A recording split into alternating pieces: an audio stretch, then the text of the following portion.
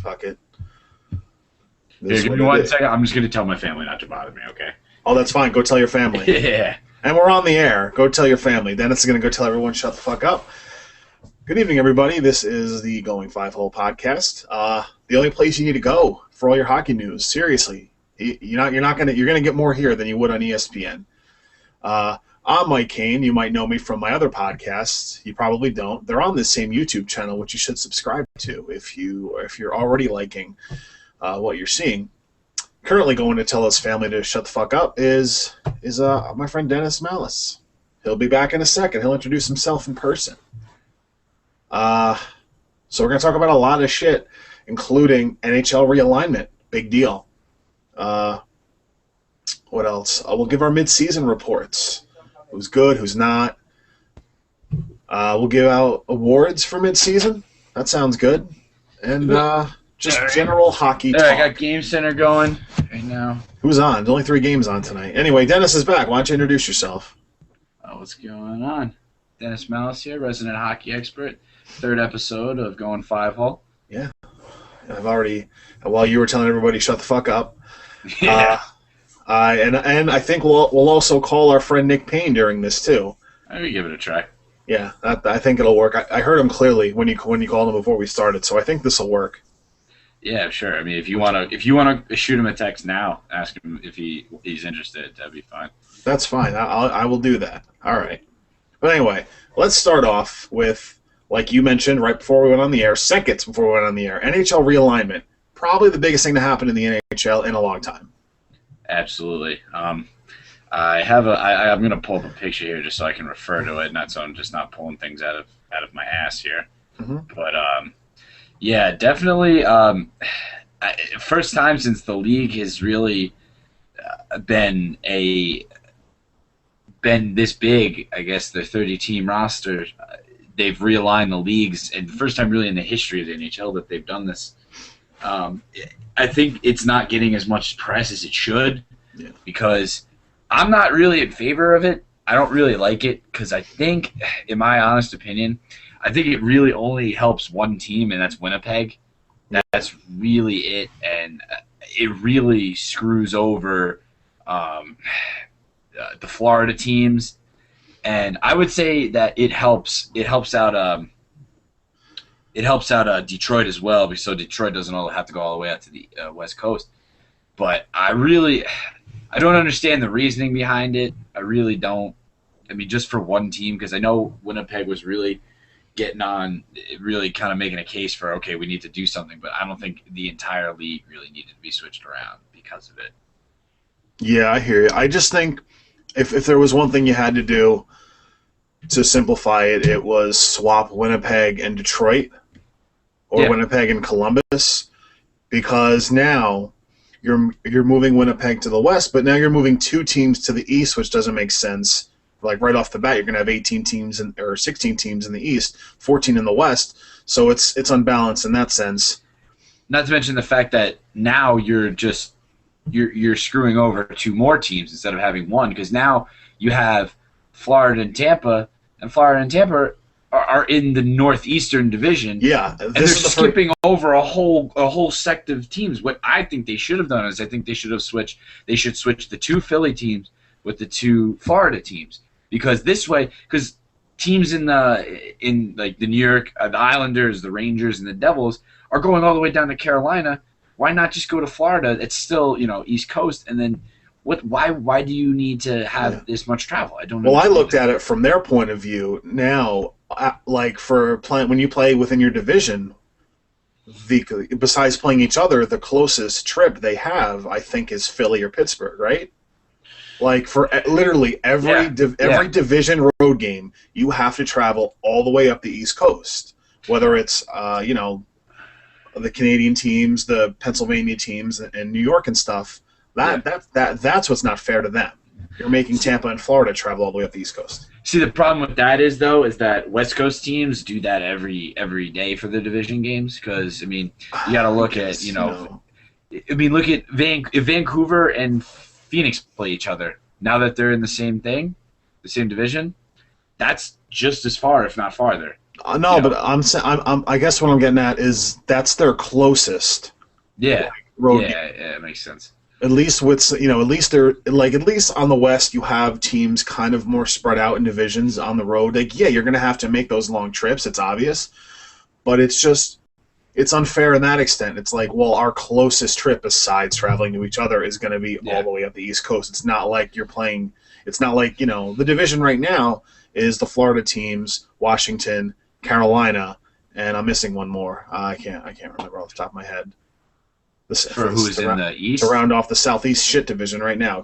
It's the Florida teams, Carolina, Washington. And who else? There's 5. That's only 4. It's Carolina.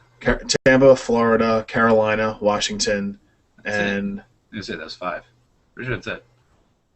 Tampa, Florida, Washington, Carolina. Oh, there's one more. That's 4. Yeah, let me check here. Let me check. I got the picture. Yeah, I don't know why. Of course it'll come to me off the top of my head. Let's see here. This is good. We're hockey experts. We don't even know who's in the fucking divisions. No, Tampa, Florida, Carolina, Washington, and isn't it? It's one other fucking team down there. No, Winnipeg. Yeah, Winnipeg. Yeah, Winnipeg. Yeah, because they were Atlanta. That's right. Yeah, geographically, it's the same. Yeah. So it's a disadvantage in that sense because they're just in terms of your division. I know you have to make the trips, but still. I mean, it's a lot. And I mean, maybe the NHL's running these Florida teams out. Maybe that's their reasoning, and they just don't want to come and say it. I could see the Florida Panthers going. I don't know about Tampa, but I mean, I can see. Florida doesn't get anyone at those games still. Oh no, yeah, I agree. So it's not getting any better down there. Yeah, no, I agree. That's they're doing. I mean, I like it in a sense now. I mean, there's another thing that's been brought up a lot is the Detroit Chicago rivalry is now gone, and that's one of the better rivalries in all of it is. All of sports. They did a Winter Classic for it, and now they're leaving. But you lose that, and you're going to get more original 6 rivalries, maybe renewed between Detroit and Toronto. And but that hasn't been for so long. That's not. I know. That's maybe not I think anymore. I mean, maybe the NHL will, like we said last week, will make it into a rivalry, but I just don't see it because. Yeah. I mean, in my mind, if it ain't broke, don't fix it. That's sort of thing. I mean, I agree that Winnipeg and somebody needed to switch, but maybe Winnipeg and Columbus, but I just think Detroit going to the East was a long time coming, and it's something that they wanted to do and finally had the chance to do. And they did it because you might lose one rivalry, but like you'll still play the team at least once or twice. I know it's not as many as it normally is, and it does suck in that sense. But you're still going to play each other twice a year, and I don't think it's not a money thing. I don't think they have to worry about selling tickets. It's not that type of thing. Well, I mean, they kept all the other rivalries together except for that one. Well, one had to go, and by moving Detroit East, it was just. I'm sure this was discussed. But again, I don't like the uneven conferences. I don't like that at all because 8 teams are still getting in from each conference. The only thing I do like about having less divisions is now you're not going to have a 3 seed have less points than like a 6 seed, which has been the case with the Southeast Conference the last couple of seasons. Yeah.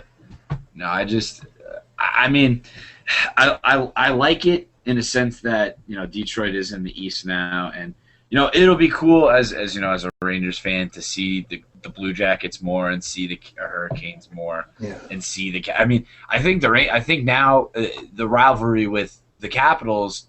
I mean, I see that as a rivalry with the Rangers now. I think that's more of a rivalry than Pittsburgh. Yeah. Than Pittsburgh, Washington. Yeah, I mean, I think that's because the Rangers they've played them 2 years in a row now in the playoffs. Yeah, and one's won, and it's always an intense game, and I don't think a lot of people pick up on that, and I think that'll be interesting to look at in the next 3 to 5 years. I think that maybe that's going to pick up. I really do for sure. It's good because it's different. I think, but you didn't have it out of whack, kind of like the NFL was before they realigned. You had like Arizona in the NFC East. And you just had like weird things going on like that. There wasn't anything crazy going on with the NHL where it was like, all right, and they didn't really make drastic changes. I know what they're getting at, but I was fine with the 3 divisions in each conference. I think that's kind of a norm now. Yeah, I think And it's just now, you get used to it. It's been like that for so long. yeah. And again, it was two. It used to be just two divisions, not a long time ago. Like enough time ago that it's been long enough. But Yeah, I guess change is good in this sense. It's not, like I said, it's not drastically doing much. So yeah. I we'll mean, see. in the end, I think it'll be okay. I mean, right now, I mean, it's just, I mean, as far as Ranger schedules go, if we're looking at that, I mean, I don't mind so much playing, Columbus's or Carolina's more, but it's like, if you look at, because the Rangers in Division D, if you look at Division C, it's Boston and Detroit really are kind of getting off easy here. I mean, currently, Boston, Detroit, and Montreal almost have a cakewalk into the playoffs because they will be playing Buffalo, Yeah. Florida, Ottawa, Tampa, and Toronto. Meanwhile, in Division D, the Rangers are playing. I guess you could make a case if you're talking about cakewalks. You could say Columbus and the Islanders, but the other games, Carolina's always good, Devils are always good, Flyers are always contenders, Pittsburgh's always contenders, Washington's always contenders, and it's Islanders just play us tough every time. exactly in division and looking at Division B, that almost is just as equally as for Chicago a cakewalk because Yeah. you're playing Colorado, Dallas, Minnesota, who's choking, Nashville, who's middle of the road, Winnipeg, who's middle of the road, and then St. Louis is really your only tough team in that division. But meanwhile, and then in Division A, it's up for grabs for anybody with Vancouver, San Jose, LA Kings. And I don't understand it, but I mean, I think it was inevitable that it was going to happen. I mean, I'm not gonna argue with it because there's really nothing I can do. I mean, Yeah. I like the fact, as weird as it sounds, I do enjoy the fact that we will see new teams on a regular basis. Like, it's fun to watch. Like, you get to see a Pavel Datsyuk or get to see, a Columbus Blue Jackets team who you really normally wouldn't see being on the East Coast here. And I think that's good, and it'll do some good for the game. But, I hope the NHL really maybe has a plan for those Florida teams because right now it kind of just looks like they were an afterthought. Yeah. Absolutely. And I think, I don't know. I want to say, I mean, it's easy for me to sit here and say, well, get rid of two teams because then everything will be even. I feel like it's just not. I don't think the way this is set up is good long term. I think for right now, if the ultimate plan, and maybe it's 5 years, is to get to 32 teams. Yeah, I think they might add two teams. I mean, just because it doesn't make any sense to have unbalanced divisions. I don't. Yeah, that's why I say, like, I don't think this is a long term thing. Like, I think this is a quick fix to lean to where they would like to be, and I think eventually we're going to see this evened out with 32 teams or 28. Like, I know the markets are there. Yeah, I mean, hopefully. Yeah. I actually have. Speaking of markets, I just found some. I don't want to say insider information, but I found some information that Don't get arrested. Information on Hartford hockey that I was not aware of. The reason that Hartford hockey NHL will not go back to Hartford is because they don't have an arena big enough. That's what I've been told. But meanwhile, the XL Center is plenty big, and it's the same arena they played during when they were there in the 90s, or late 80s. I mean, that kind of stinks, but at the same time, it's like I made the argument you would fill that arena as opposed to doing half of that at a Florida Panthers sort of thing. Yeah, I fully understand what you mean, and I get from the NHL, if you're going to get Quebec to build like a 19,000 seat arena, they're going there. Oh, absolutely. And Toronto, they'll share the Air Canada Center, I would think. If they did put a second team in Toronto short term, I'm sure they would build their own arena. Maybe not so much in downtown Toronto, maybe in the surrounding suburbs, because there's plenty of room. I've been up there. I don't think they would go to Toronto again just because of the Maple Leafs are original 6 team, and I don't think that's my thing. Like I heard that. Like I would agree they would support a second Toronto team. Not to mention the fact that they have the Marlies there too. It's not like there's a lack of hockey there. Yeah, for sure. I know that it would be supported, but again, like I just don't know who. Like unless someone's living there that hates the Leafs. Like, and you might have 19,000 people that do that, but I just don't see a big enough fan base. Like Yeah, Quebec's one thing; they had a team, and I don't think those fans have like switched to the Montreal Canadiens. yeah. I think the only reason, like, because I mean, obviously, you look at the Rangers Islanders sort of thing, but it's not like it's the New York City Rangers and the New York City Islanders. It's really technically it's Long Island, yeah. it's the Long Island Islanders and Yeah. the New York Rangers, because everybody all over New York likes the Rangers. Yeah, and even though I've been to Toronto, it's not like it's not like hey, like maybe there's somewhere else, like maybe London, Ontario, because it's far enough away from Toronto.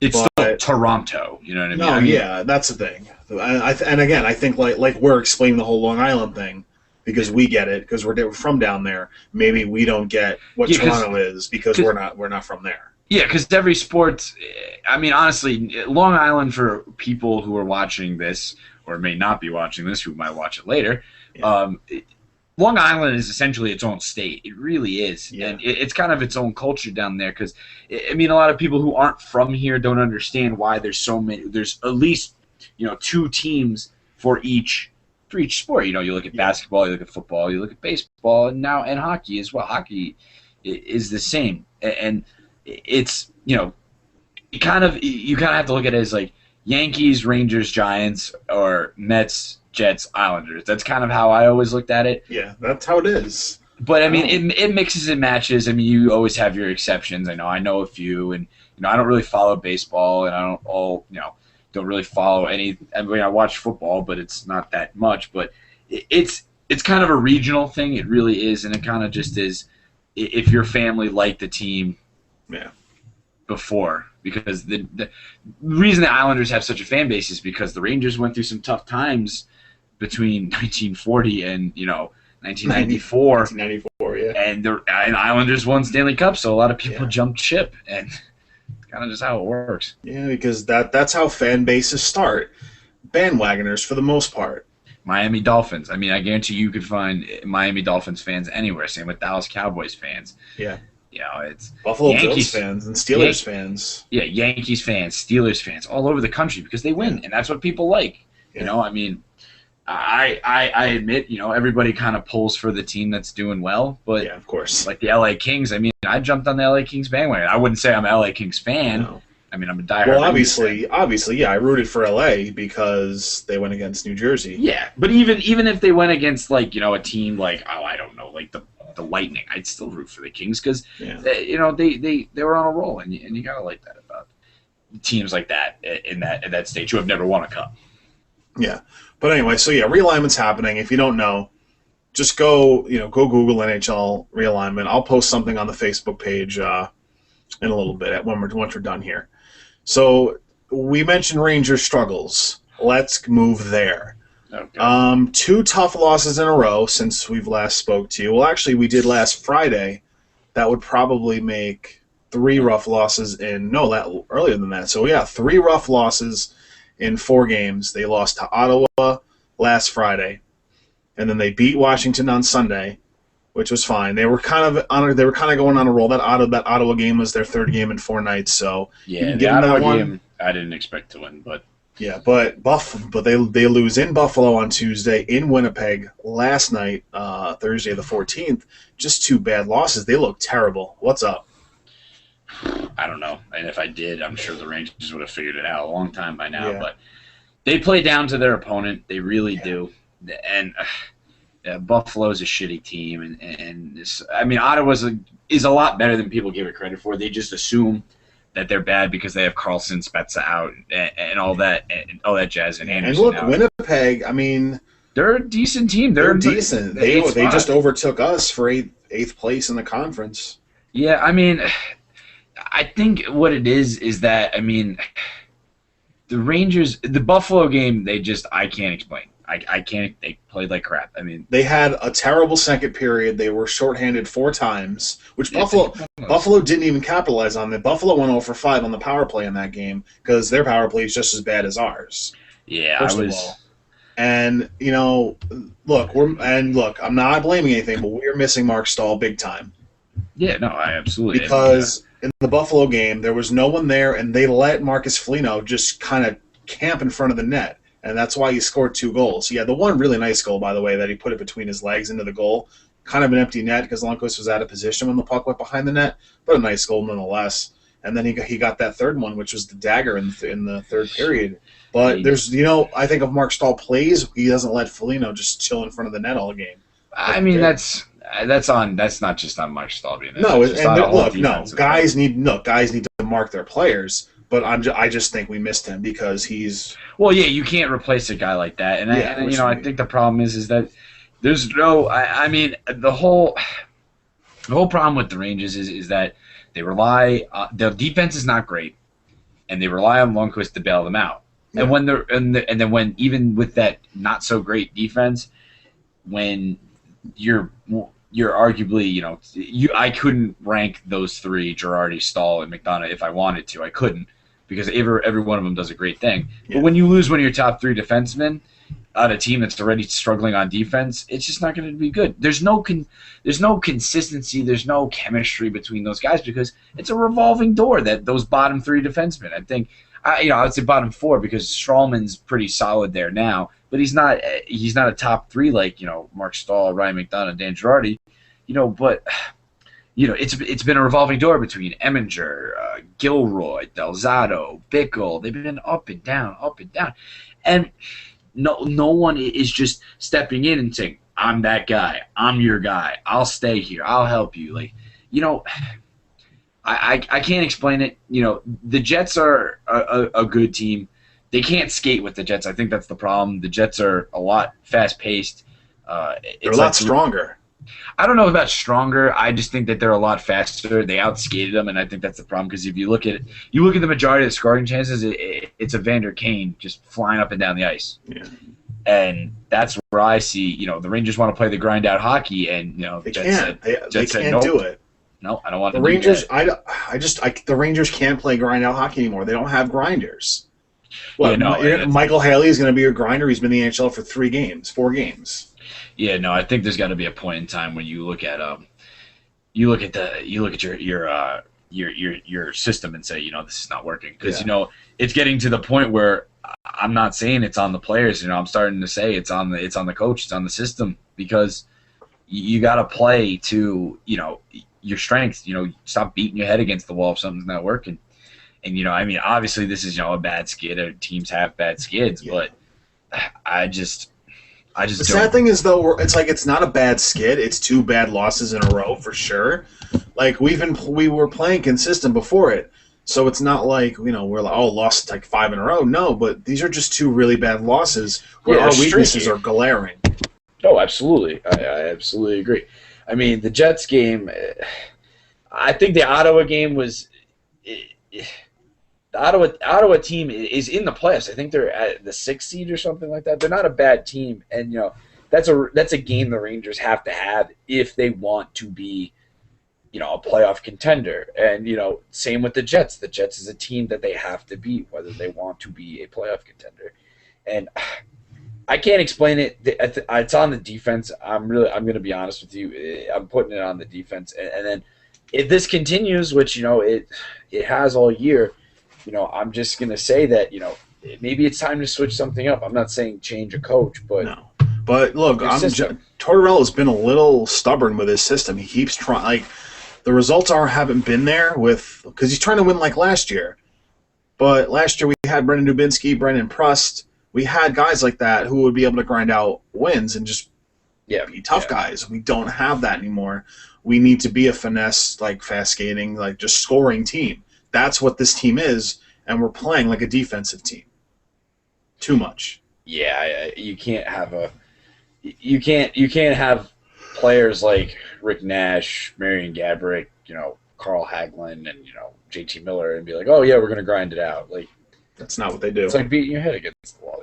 The guys are finesse guys, they're fast guys, and I think that's the problem with Kreider. Kreider is not a grinder. He's a big kid, but he's not a grinder. He never played that style of hockey at BC, but that's what they're making him do. And why, you're not, if you're not meant for that, like if that's not the style of play you're not used to, like you're gonna not look good in that system. It's just I've always said that it's not the players. Like when people ask, like, "Oh, how come that player doesn't do well? How come that player never panned out?" It's not because that player is not good. It's just they don't match the system. Like like Brendan Dubinsky, like he played well with the Rangers. Brendan Dubinsky was never anything special, but he looked good with the Rangers because he matched that style of hockey. Now, and I'm sure if you brought in a guy like Pascal Dupuis, like we had, he didn't match the style of hockey that the Rangers like to play, so they shipped him off to Pittsburgh because didn't work for him. And that's the issue. Everyone has these high expectations, but you always got to remember, the great players like Rick Nash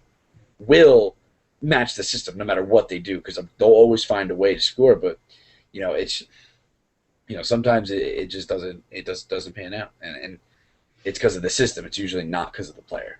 Yeah. All right. I want one more person's opinion on the Rangers. You want to give Nick a call and just No, I texted him. He said, "Yeah, but my phone's got 5%. I don't know if you want to give him a call." He won't hear me, but basically, I just ask him what he thinks of the Rangers right now. I want to talk to him for about a minute. All right. Fucker better answer too. Yeah, I hope so. If he doesn't, I'm not going to call him back. No, yeah, whatever. Live on the air, we're gonna call our friend Nick and see what's up. Hopefully he answers. As far as the Rangers go, I can't explain it. It's defensive struggle. That's all I can get at. Hey, bro. Oh, what's up, pal? You're live on the air here on the Mike Kane Show. On the Going 5-Hole podcast. Hi, Mike Kane. He can hear you, but you can't hear him. So anything you say, I'm going to communicate to him. I can hear him. I just can't talk to him. He can hear you, but Joey's putting you on. Joey's putting you on. Oh, all right. He's going to put it on live so you can see it? All right, yeah. Then you can hear me. Good. All right, yeah. So, any questions, opinions you need from me? All right, go ahead, Mike. I'll communicate it. Yeah, all right. Basically, what do you think of the Rangers right now? You said, what do you think of the Rangers right now, the way they've been playing lately? Well, the last 4 games, shitty. Yeah, we would agree. The Washington game. All right, any more? They just got to be more consistent, man. How? Secondary scoring's got to finish. Should have beat Buffalo. They played good against Buffalo, except for the second period. Yeah, that's what Mike said as well. Yeah. I mean, how do you feel so far about their defense? Like, what's the problem? What's the problem with their defense? I don't think there is much of a problem, except we don't have Mark Stahl. How do you feel so far about that? It's weird. I'm hearing myself echo on the phone. Yeah, of course. I don't think All right, man. I mean, Delzado's been playing better. Mm-hmm. Strowman's having a good season. Girardi and McDonough are great, like always. Bickle should not be playing defense. Yeah, I agree on that one, too. Gilroy kind of sucks, too. I mean, as far as do you see a problem with the Rangers having that, the bottom? I mean, you have Mark Stahl, Ryan McDonough, Dan Girardi, and then Anton Strowman are solid, but then the last 2 have seemed to be a revolving door. Who do you like? The last 2 are a problem. Yeah, who do you like? Who do you like the best out of your choices there? As my last 2? Yeah. I like Hammerlick, probably, once he gets that system. Yeah. Because he's solid. Okay. And I'm trying to think. I'd probably have to go with Gilroy for now. Or no, you know what? Eminger.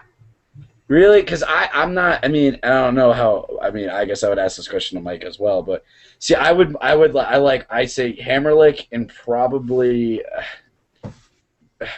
Gilroy. That's who I would go with. I have to go with either Gilroy or Eminger, but I feel like Eminger's a better defenseman.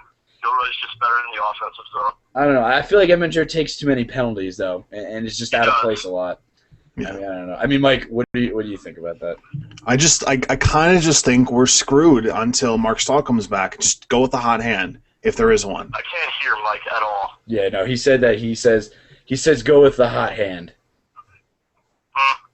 Yeah. All right, pal. I will be seeing you tomorrow. Thanks for the call, Ed. It's gonna be great. Then you're gonna be with Rick. Don't talk about me on Facebook, or you're not my friend, Anderson. Anyway, yeah. Getting back to what we were saying. I mean, I guess The Rangers picking up Roman Hammerlake, I guess, is going to do okay in the short term, but I mean, very short term. He played like 7 minutes. Yeah, and that's 8 minutes on Thursday. It's because the guy's older. He's not like we traded for some guy. You got him off waivers. He's not even fit yet. So they've basically just been working with him on his skating and getting his cardio up there so he can play more than 10 minutes a game. Which you're going to have to just – I don't even know how long – I guess like there's no timetable for Stahl. It's just hope you get better. Yeah, I guess. It's like hope he can see out of your eye. Like right now it's kind of more like, oh, hey, I want to see instead of – So I think a trade inevitably has to happen for a defenseman and a grinder. Those are two things the Rangers need if they're going to do anything. If John Tortorella is not going to change his system, we have to trade for a grinder and another defenseman. Yeah, it's a must. I agree. It's a must. You know what? And it sucks because someone like Gaborik is not going to waive his no trade clause to go somewhere. Yeah, and I feel like Brad Richards is the same way, but I mean that's another story. I said I'd like to buy Richards out just so we don't have that $7 million cap hit for like 6 years. Yeah, but that's another story. But I think just to wrap up the Rangers so we can move on. Yeah, please. Trade deadline, defenseman, grinder. If this team's going to do anything, or if not, we're going to play the same hockey. We'll get some wins, but then we're going to have really shitty losses. Yeah, I would go with the defenseman first and foremost. Yeah, well, absolutely, because you need someone that's not at the caliber of Mark Stahl, but somewhere near it. Roman Hamrick's not that. He's a short-term fix. Yeah, it's just a matter of what the Rangers are going to give away for it. And that's all needs to be seen. I have trust in Glenn Sather, which I didn't a couple of years back. So yeah, I really don't. But all right, that's whatever though. All right, moving on from the Rangers, let's get to like mid-season reports and awards. Let's just start with. I think we can both let's say if we both agree on this. Who would be your Hart Trophy winner right this second now? Mid-season Hart Trophy winner. I'm giving it to Steven Stamkos. I really am. A lot of people say Crosby is trophy in the middle, but I'm taking into a factor not just numbers, but I'm also putting on and not just wins. I'm putting on you got to look at the people who are around him. Everybody says how Crosby's the best player in the NHL, best player in the world. He's not even the best player on his team. I would take Malkin, Kunitz, and probably Chris Letang before him if I had to take a draft. I'm not completely sold on Sidney Crosby being the stud that he is. I know he's good and he's one of the best players in the NHL, but I'm not sold on him being a Hart Trophy winner. I'm giving it to Stamkos because guy gets no love down there in Tampa Bay. He's leading the league in scoring and just is doing it with nobody. I mean, he's doing it with Marty St. Louis and Vinny LeCavalier, and that's really it. And he's kind of putting the team on his back, essentially. Yeah, I agree with you 100%. I was hoping we'd agree on this.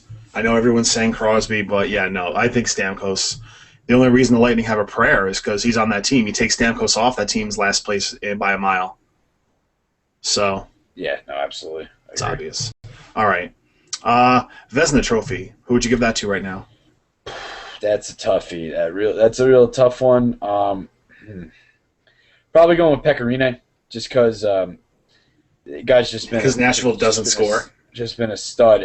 The guy's he's like dealing with Lundqvist had to do it. The guy Nashville can't put the puck in the back of the net. His goals against average is one of the best in the league.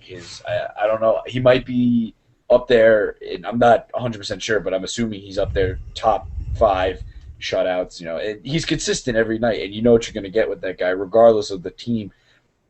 He's playing on a team that has no superstars, no nothing on it, except for Shea Weber, and that says a lot when you have no defense, no offense, and you're still finding ways to win this game because you're winning 1-0 or 2-1 every night.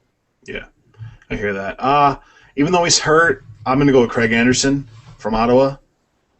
I just think Ottawa wasn't supposed to be good. Craig Anderson wasn't good, and dude, he started this season just on fire. Even up until he got hurt against the Rangers in February, like 3 weeks back, just night in, night out. He played almost every game for Ottawa because he had to. He was. I mean, even before he got hurt, you had Carlson go down, you had Spezza go down, and Craig Anderson kept this team afloat, and they're still afloat now. They had great backups, but overall, I mean, I'm kind of not. If you're going to go overall numbers, I would say Pecorine. But just overall contribution to your team, I know it's Rennie and Anderson. I got to go Craig Anderson. Yeah, all right. All right, just to we'll get back to awards. I want to kind of shift over. Besides the Blackhawks, because nobody expects you to start like the streak they did. Who's been your most surprising team that's done good this year? Most surprising team, I'd have to probably go with Ottawa, just because of their situation. When you lose a guy like Spezza, who's a stud, and Erik Karlsson, who's arguably the best defenseman in the league, you lose your goalie, and you're still in the sixth seed around that the whole year, and you still compete, and you still beat good teams night in and night out, even with these backups in. It's just surprising. I don't think anybody expected them to do that. Other than that, I would probably have to give it to the Anaheim Mighty Ducks as well, or the Anaheim Ducks. I'm sorry. They've just been playing lights out, and you don't get a lot of airtime here on the East Coast. But whenever they're on, I watch them. They've gotten a big surprise with Fast and Jonas Hiller playing great, and Corey Perry playing great. Bobby Ryan playing great. Ryan Getzlaf playing out of his mind. And Teemu Selanne playing solid as well. I don't think anyone expected them to be as good as they are, because if Chicago doesn't go on that run, Anaheim's first in the league. Yeah, by far, and they're still close to them. That says a lot. Yeah.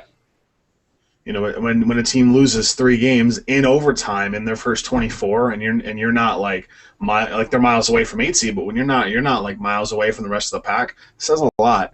So yeah, Anaheim's definitely like a second place number 1 seed. That's like 1A, 1B, I think, in the West. So it's gonna be interesting to see who comes out of the West this year. Yeah, it's all about. I mean, I think maybe, I can only hope that's the Western Conference Final. If they keep playing the way it is, that's going to be entertaining. I mean, who knows though? Because as you can see, Chicago can be beat. Oh, absolutely, yeah. Well, it was going to happen. Yeah, absolutely. So you're not. It's basketball. You're not. Maybe in college, something you'll go undefeated, but you're not in a pro sport. That many games is not happening. Yeah, no. All right. So on the flip side, what team has been your biggest disappointment? I want to say the Rangers, but I'm not. Yeah. Philadelphia Flyers. Hands down. They have the same lineup basically as they did last year, minus Jaromir Jagr, and they added talent in Braden Shen, and even with that, they lost Chris Pronger, but he didn't even play last year because he was hurt. Yeah. Wayne Simmons has upped his game a lot. I think Wayne Simmons is probably the most underrated player in the NHL. Guy does it all. He fights, he grinds, he scores, and he plays defense. And no one gives him the credit he deserves because Claude Giroux and Scott Hartnell are on the team. But, those guys I'd have to say are probably the biggest disappointment coming into this season, just because of what was expected of them and how well they did last year. But I hear you. Not to mention the fact that it's not like they don't have any stars on their team, because they have Claude Giroux, they have Hartnell, if you could argue that. Wayne Simmons is playing well. They got both the Shens. They got Brizgalov playing a little bit better. Brizgalov, here's the deal. Brizgalov is not a bad goalie. Yeah. He's not. He's crazy. He's a little out there, but there's all sports personalities are like that. But I mean, when it comes down to business, gets down, the cards are down. He's a good goalie. It's just the deal is that Philly paid way too much for him, and people expect so much from him.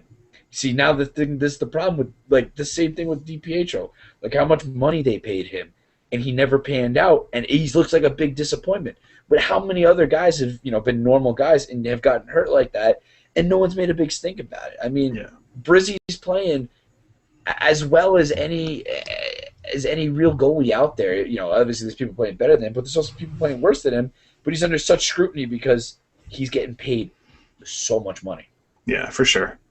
For me, I mean, it's not so much surprising, but I'm gonna go with the Buffalo Sabres. If you look at this team on paper, Thomas Vanek, Jason Pominville, Ryan Miller, Cody Hodgson, Tyler Myers, Christian Ehrhoff, Drew Stafford.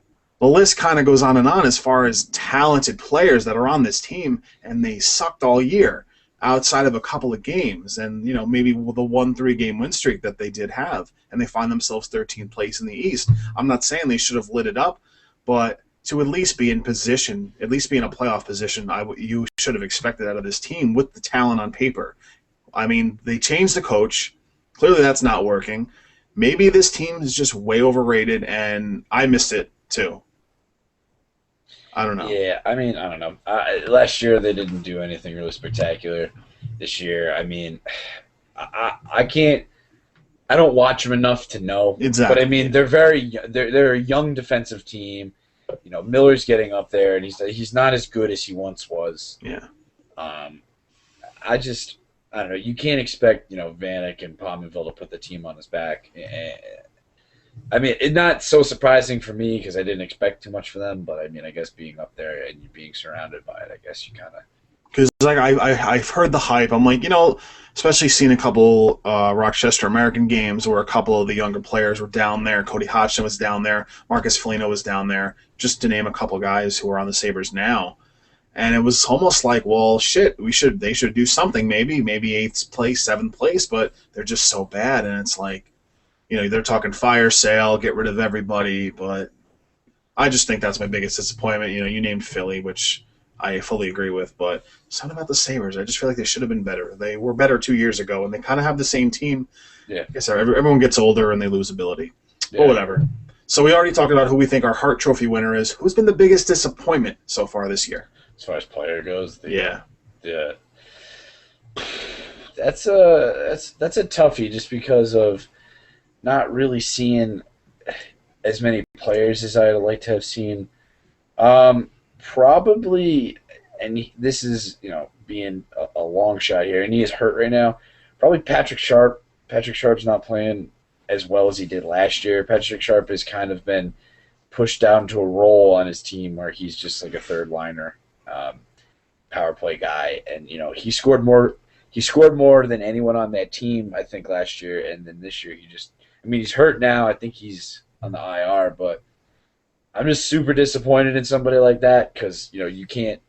It's like kind of like a Marion Gaborik almost. I put him up there with Marion Gaborik. Somebody put up a bunch of goals last year. I want to say he put up 33 goals or something like that, and then Gaborik put up 40 something. And then to come back and do basically, I think he has like 8 goals this year, and then Gaborik has like I think 5 to 8 or something like that. I would say Patrick Sharp though, just because of the team he's on.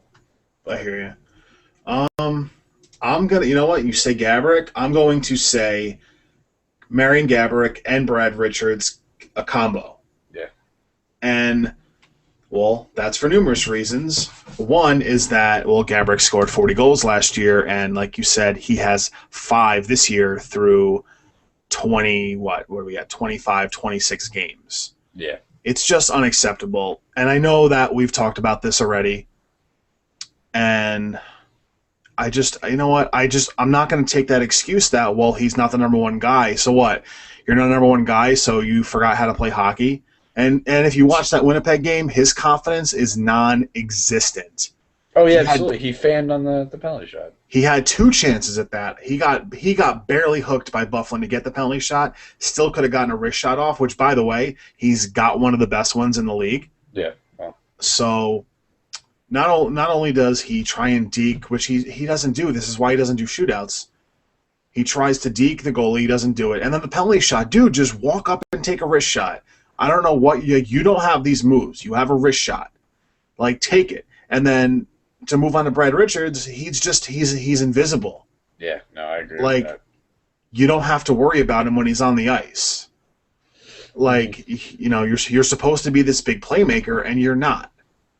And it's so frustrating because these are the guys we need to rely on if we're going to go anywhere, and it's not happening. If you take Rick Nash off this team, we're in last place in the conference, to be honest with you. Yeah, no, absolutely. I agree 100%. That and Lundqvist having to stand on his head night in and night out, which he did do against Buffalo and Winnipeg to take anything away from it. If the game should have been 5-1, 5. If Lundqvist was having his struggles early, those are gone. Yeah, he's playing as well as he can.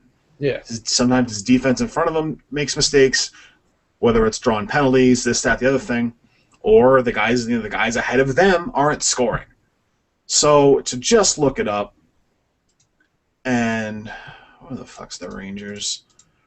Because right now the cap hit for Gaborik and Richards combined is about $14.25 million.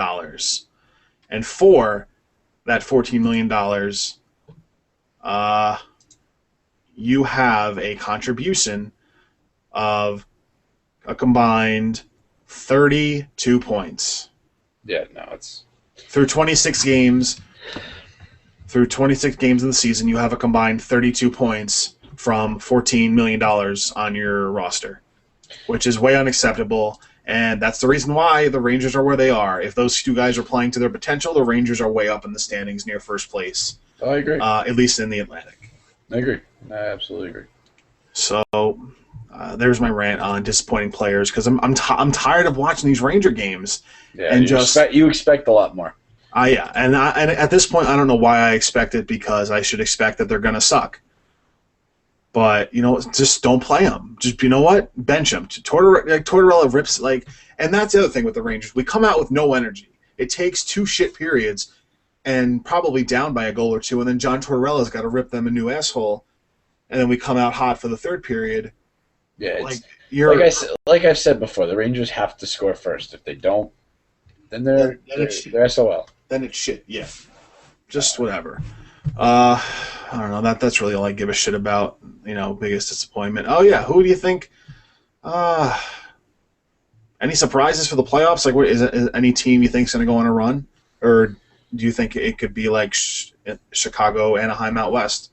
I'm not so sure. I think Columbus is going to sneak in. I really do, because the way they're playing well. Bobrovsky's playing real well. He's got 2 shutouts in 4 games or something like that, which is good. I think they're going to go in. I think Chicago. I don't think Chicago will make it to the championship game. I really don't. I don't think they'll make it to the Cup. I don't think they'll make it to the Western Conference game, just because I think they can be beat as is seen, and I don't think they're very good defensively. I don't know if their goaltending is really where it should be. As far as that, I think Anaheim's going to go.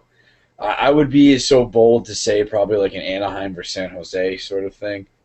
But that's just speculating right now. I don't know. But in the East Coast, I would probably go with I think East is a toss-up. I think Pittsburgh's probably going to go and win the Eastern Conference Championship just because they're just so tough. As long as Fleury plays well, I think they can't be beaten. I think it'll be probably them in Boston. I mean, that's probably what I think is going to happen. But understandable. That's just obviously speculating now, but who knows? Because I don't think the Canadians are good enough to play a full series, because they're not big enough and they're not physical enough. I hear that, certainly. But, yeah, Montreal, I can't believe they're still in first place. That's crazy, honestly, to me. They got a lot of scoring, and they got a halfway decent defense. It's just, it's a matter of that team can last, and that's been the problem with them throughout.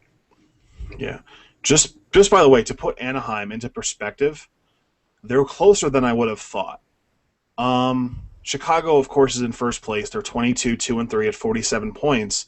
Anaheim's got a game in hand. They're at 23-3 for 43 points. That's only a 4-point difference with a game in hand for Anaheim. So if they win that, they're then within 2 points. And then the next team behind them is Vancouver at 32 points. That's damn impressive. Yeah, everyone. It's just kind of been overshadowed. If Chicago drops their first game or whatever, and then still goes on a run, I feel like it's not as important.